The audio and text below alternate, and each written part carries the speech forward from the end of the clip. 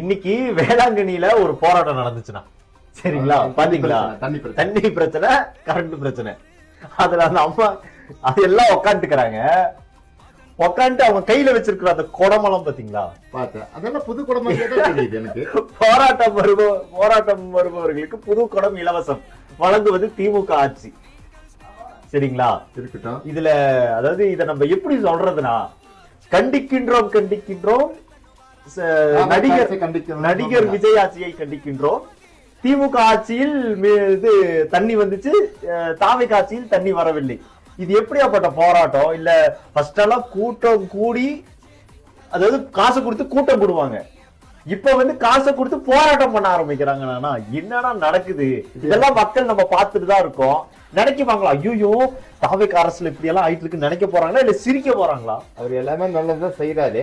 ஆனா இது பார்த்தா இந்த மாதிரி போராட்டங்கள்லாம் வந்து நமக்கு வந்து வேடிக்கையா இருக்கு. நம்ம இதுக்கு என்ன சொல்றதுன்னு தெரியல.